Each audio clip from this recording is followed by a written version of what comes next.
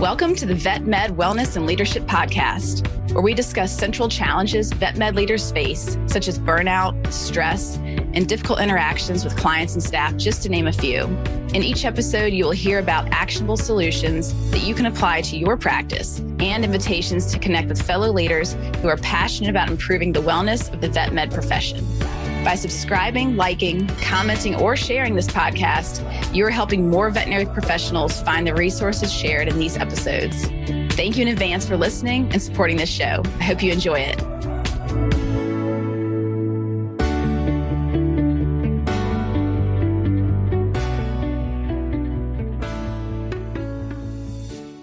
Hey everybody, Crystal Stokes here, and today I have Kara Herrmann joining me. She's a credentialed veterinary technician and is currently working towards her master's degree in education with a concentration in learning, design, and technology.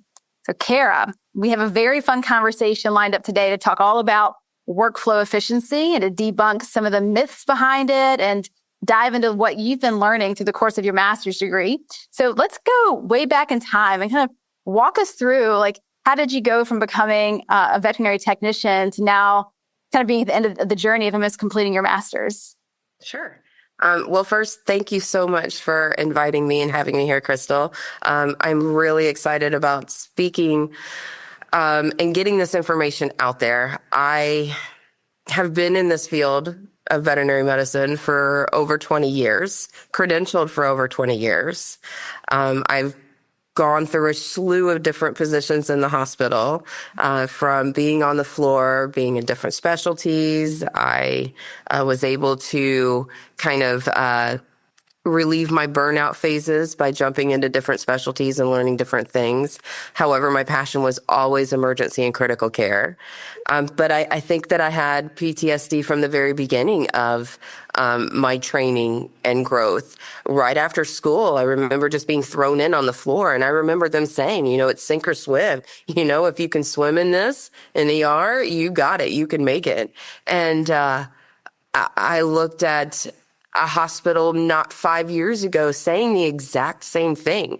And I heard it on the floor, and I thought, this has got to change.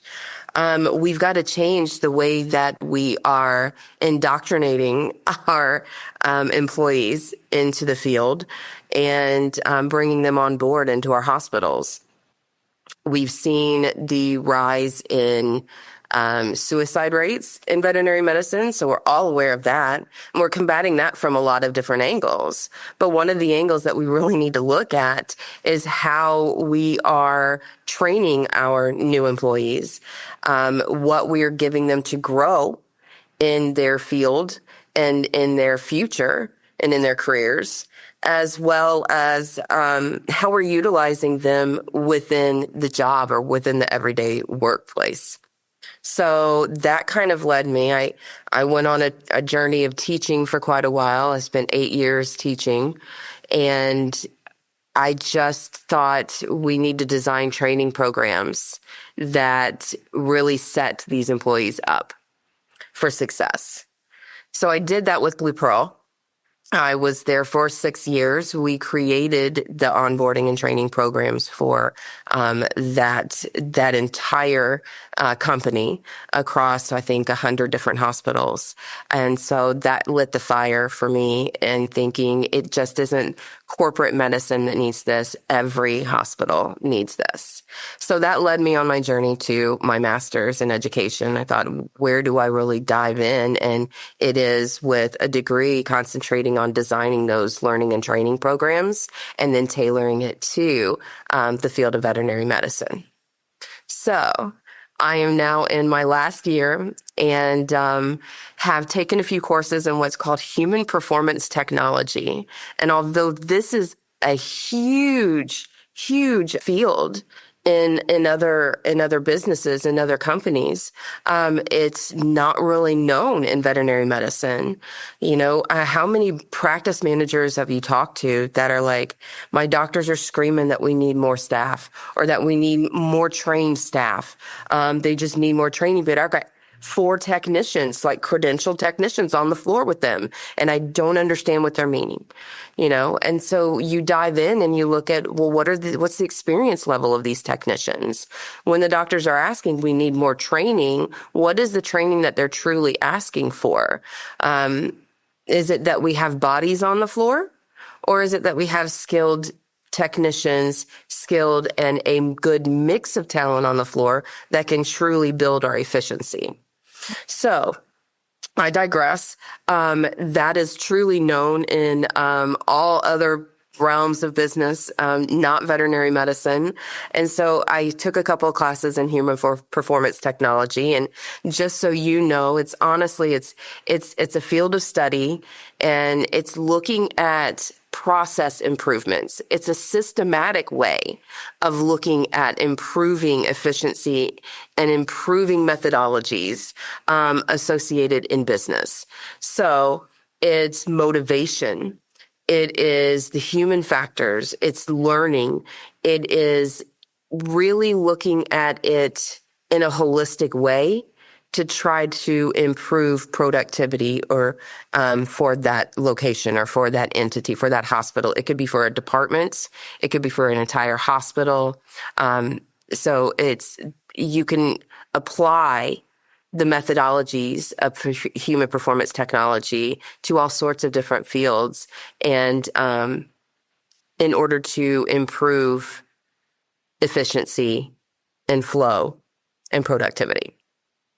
And that was probably a really crazy way of explaining it. Yeah, that's great. I think I'd say a large nutshell, but it gets into some of the challenges of what we're seeing, right? So you going back in time, we can see how your experiences as a technician on the floor, kind of being thrown in like many are into the deep end. I also had cut my teeth in overnight emergency, know all about that. And the kind of psychological and physical toll that takes. But it also does create pretty gritty, robust humans. Like there are pros and cons to all different styles, but it led you to say, I think there's a way we could do this better. You had some great experiences with Blue Pearl on building and implementing things at scale, but you said there's more to it than this. So you wanted to keep leveling up. So what I want to start touching on now is first, let's just talk about some of the common maybe misconceptions that people might have. So let's say we have people tuning in today. They're interested in improving their workflow and efficiency. They say, hey, look, I know our workflow and efficiencies could be better. Our wait times are often higher than we want.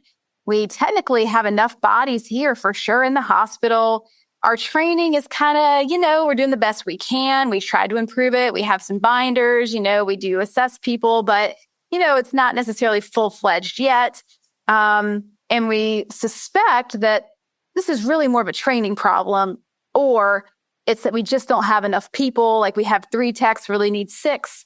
So let's just kind of play around with some of the challenges that are often brought to people like you. So you have leadership, practice managers, owners coming in and saying, our workflow is just not where it needs to be. And I want to start with maybe debunking some of the myths or things that you see say things are not as they appear. Sure. So one myth is that training is always going to improve your performance, right? It's going to improve efficiency if they're just more trained, if they were better trained, if they knew their job better, if they had more education or knowledge, then we could be more efficient. And that's not always the case. You could take very efficient technicians and then have a chaotic workflow where nobody really knows who's doing what. There's no designated roles. For example, it's really important to designate one person on triage. So you have emergencies coming in. Who's taking those emergencies? Who's up next? Designing the workflow to where who's getting what, who is in charge, and who is up next for that next triage. So that flow of communication, it may be that you have all of the trained individuals on that team, but they don't quite know what they're doing. Or you have all technicians that all want to do the fun stuff, the big Top Gun stuff, but we have nobody down here willing to just help hold the patient, help the doctor, to perform the physical, go help run the blood work, right? We've got our technicians running out and assessing patients, but then we've got them assessed. I need help with my doctors doing other things. So it's that delegation of duties a lot of times as well. Job clarity, who's on what. It goes the same with a CPR, right? In a CPR case, when you have something comes in, you need to call out who's on what role. And a lot of places that we will say, okay, you need to assign those roles before that emergency ever comes in so that we all know what our role is and we could do it without thinking, without hesitating once that happens. I'll pause you there and just say I appreciate that so much. Something that I come across a lot of when in the work that we do with hospitals is very much around looking at like org charts, and there's that common expression. I think I'm going to butcher it, but it's something like if everyone's responsible, nobody's responsible. Like you need a particular, let's say, a function of HR. You need a person to own it, and then other people can be supporters, but only one true owner in that spot. When we're divvying this up, I'm thinking spreadsheet style. An owner, and then you have people that support, but without one clear person in that role, like you are the triage person today, it's like everybody's just kind of paralyzed. They don't know who should do what. They're going to step on each other's toes. So it creates friction. It creates misunderstandings. It creates inefficiency. Exactly. And you'll have employees or managers say, but if I assign this, that means the other people aren't going to do that. Mm-hmm. They're just going to leave it to that one person. And that's a communication. That's how you set it up. If you set it up that they all support that one person who is assigned, but the accountability goes to that assigned person, then everything falls into place. But I think you have managers that are afraid to assign roles, one, because they don't want to step on toes, or two, they don't want to eliminate other people from being able to help that person out. Mm-hmm. And they want that camaraderie, like of the team, like everyone is supposed to be doing triages. Absolutely. But who's the accountable person that says, okay, I've got this one, you take this one, you're up next. Right? We all need that person who can direct the flow. I'll say there's a surgical center that I have worked with in the past, and I was so impressed with how they had their operation, where they had one team that was all on prep, so getting set up. They had another team that was in the OR, and they had a third team that was aftercare and recovery, so that the patient just kind of went in a circle around the hospital. And these teams rotated, so you weren't always like, I'm not always just going to be the aftercare person. Next week, I might be on prep, or next week I might be in the OR. So they're cross-trained on all different kinds of skills, anesthesia, assisting in the surgical suite, all of those things. I thought it was a very nice model, and it also helped break down silos within the hospital because all these people were blended together. You can see the clicks that form, like just like inevitable in a practice. But I noticed that their model of constant rotation within the schedule really, really helped. It was very, very efficient. Those pets were in, the pets were out, the pets were getting stabilized, the pets were going home. So I'll just mention that as like something I've seen. Also, I had an interesting stat from the last time we met where I think it was something, you can correct me if I'm wrong, that we're talking about training's not always the problem. And the 26% of the time, it is actually a knowledge deficiency, but that leaves another like 70% where it's not really about knowledge, it's about something else. Exactly. You're right. It is. 26% of the time is it actually truly a deficit of knowledge or skills that we need to address. So that leaves in a wide array of instances and situations in which it's not necessarily training, and yet that's what they bring me in for. They bring me in because, the technician staff isn't trained well enough to take these these triages, or to take, to increase our appointment flow or appointments for the day, I need more technicians. I need better trained technicians. And then if you sit back and look, so one of the things that I do is I kind of just look and I hover, and I'm kind of that creeper in the side of the treatment area, but I'm watching everything that's going on. I'm watching how everything is happening, the flow of what is happening.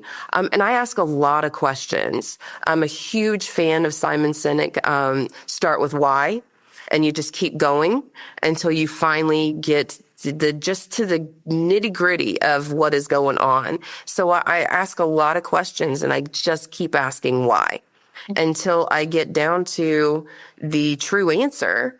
And then I figure out if that answer is sufficient or if it should be improved. Great. Do you have any other interesting statistics that you'd want to share with us? Sure. So did you know that 92% of employees think that workplace training impacts their job engagement positively?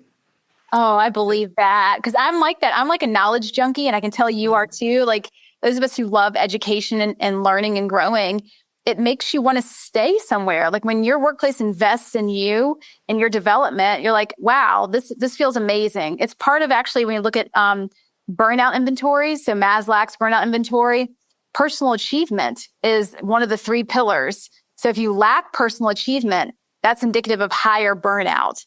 Right? You're not achieving your personal goals or your professional goals there. So I think that stat actually doesn't surprise me.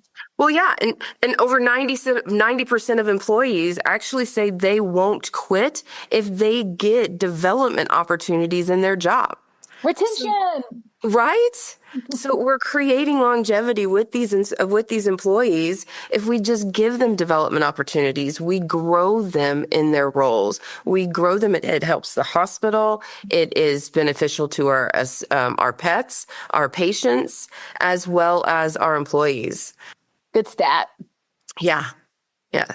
But I love how, places will call me in and they'll say, what the training needs to be designed in order to get our employees to the next level. And then I have to come back to them and say, your employees are really good. I've given a self-assessments. I do knowledge assessments for them. I can meet them where they are, but truly it's an efficiency.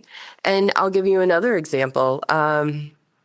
This actually has to do with really looking at it systematically. I was at an ER, and it takes forever for my triage nurses to come back and get that patient prepped for me to actually see it and go into the room.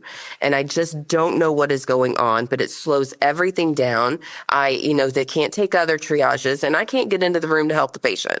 So I started looking, and I just watched.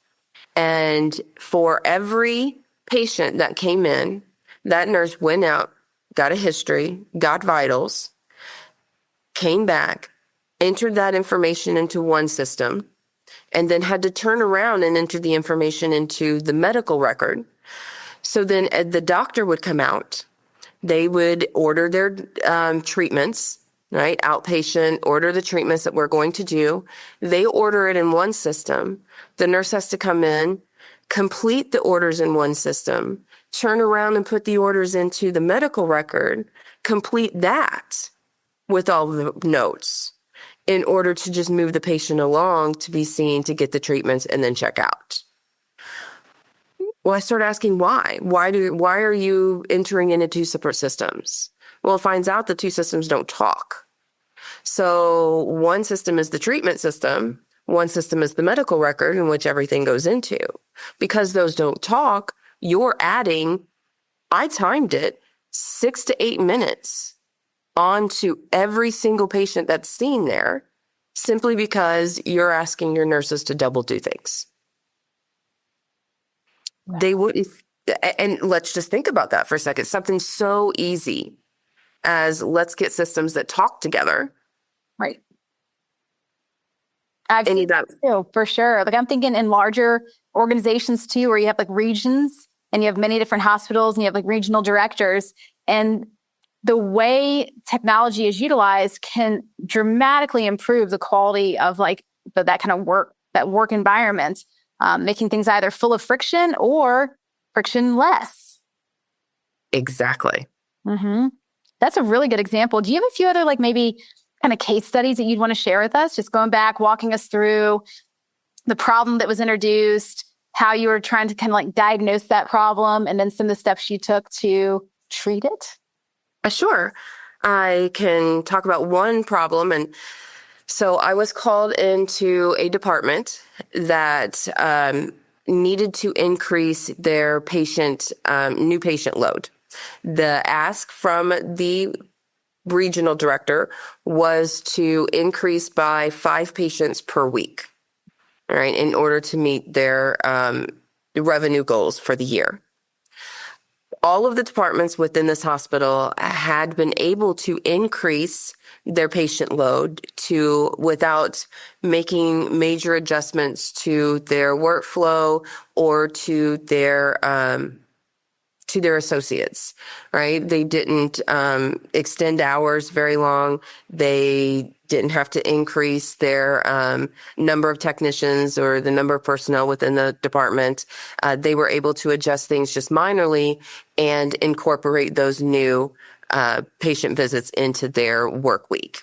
However, this one department just was not able to do it. The doctors just kept complaining that they needed another technician in order to be able to facilitate the ask. That ask would have been a wash, because if you were to pull in another technician, then whatever revenue you're gaining from those increased appointments is now paying for that second or that third technician. So we needed to find a way that maybe either was it training or was it truly needing to add someone new, that we could improve the performance of this department. So I went in, I performed skills assessments on all of the staff, making sure that I understood where they were in their knowledge and skills so I could speak to that behalf. I also just observed a really busy day for that department and how they interacted, how they flowed, what they did. I mean, from the basics of watching them take the patient and checking into the hospital for that patient, having the technician go up and get that patient into the room, to what the technician did in the room, and how that flowed through the rest of the appointment. I asked a lot of questions. And then I talked with everyone individually, just got a sense of where they were, what they saw as the issue, because when you're in it, everyone has an idea. And there's a lot of truths in those ideas, the little nuggets that you can take to get that clear picture. So you just let people talk and interview them. So I did a lot of listening, a lot of observing, and to come to my conclusions. So what I found when I observed was the technician, when she went into the room, was performing a full physical exam from head to toe, felt that it was really, increasing her knowledge and skills as a technician to do so. However, when I asked the doctor really didn't pay much mind to the observations and the information that the technician obtained outside of the vital parameters. But I noticed that added probably about 3 to 4 minutes onto every appointment time. Also, when the client was checked in the very beginning, I noticed that they were checked in manually up front instead of using the online checking in system that a lot of the other departments utilized. And I questioned why, that department didn't utilize that software system that was available to them. And the doctors didn't like it, and they didn't felt that they had really good compliance with their patients and with their clients. So they just decided just not to use it. Then we get to the back. I'm watching the doctor performing all of the nursing skills and the nursing tasks that were needed.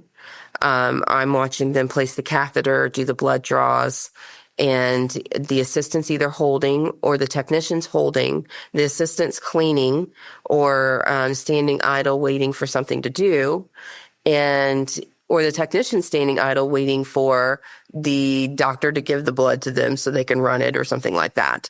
But to really get into the nitty gritty of it was the doctor was performing a lot of the nursing skills instead of getting into their paperwork, getting their stuff written out, doing the diagnosing, really prescribing, getting those medications prescribed, getting the blood work prescribed, getting all of those diagnostics ordered and ready for the technician to perform.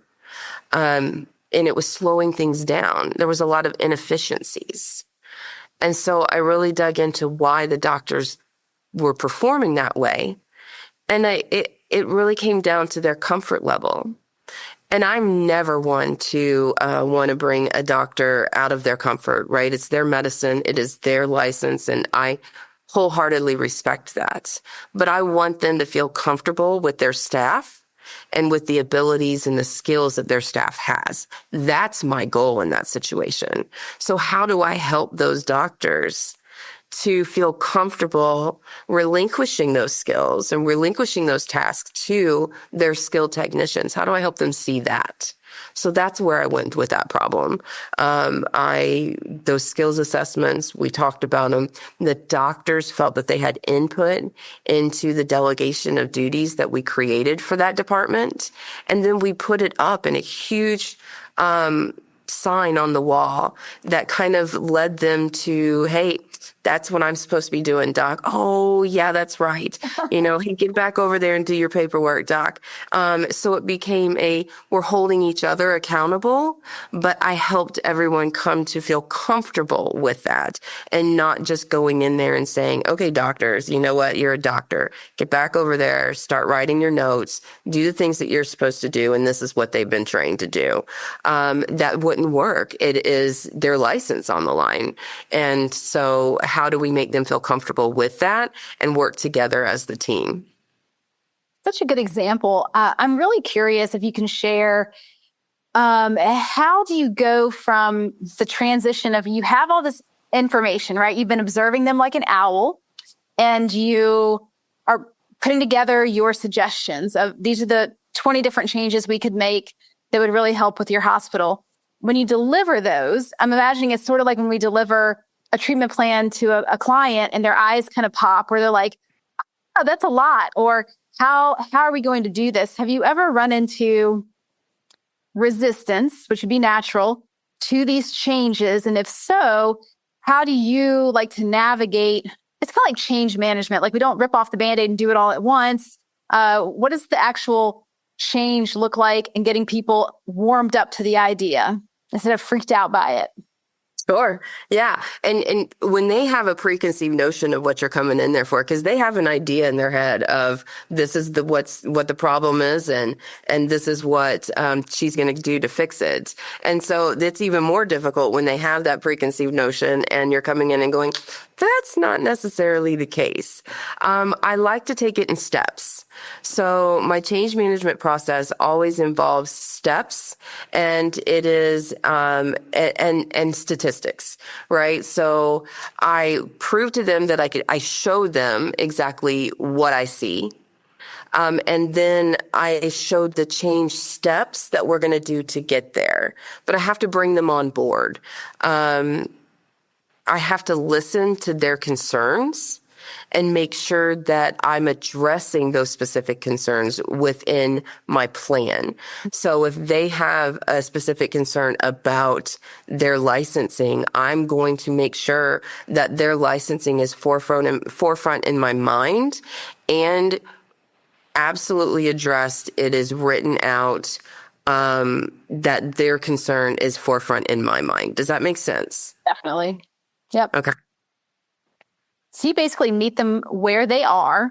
You show that you're really interested in their perspective, and you build your solutions based on their perspective and their concerns. Exactly. A step-by-step process that they can kind of understand. We just start small, we build from here. And they can also imagine what the end goal would be. Like, hey, here's some statistics. Like if we did this, we could go from this percentage of efficiency to that percentage, and your day would be done earlier. You'd have those notes in. You might get out on time for a change. Right. Mm-hmm. Yeah, love that. And I love and one thing you need to do is you always you have to figure out what is the mission and the vision of your organization that you're working with. It's really important to determine that and keep that forefront in mind too, because not only are you want to address their specific concerns, but you always want to tie your change management plan back to their vision and their mission in their organization. So it really pulls it around, and it helps to bring the client around as well if they're not seeing it eye to eye, because you're pulling it into the mission and vision that they've already agreed that they hold dear. That's beautiful. I really appreciate how well you integrate in with any kind of company, that you don't apply a cookie cutter approach. You just try and smash everybody into the same funnel. You come in and you really try to understand that practice or organization. So it's very similar to the work that we do at Full Circle. And I know that's why we were introduced. There's just a lot of alignment in our vision and strategy for how we are here to help veterinary professionals thrive, right? We've walked it.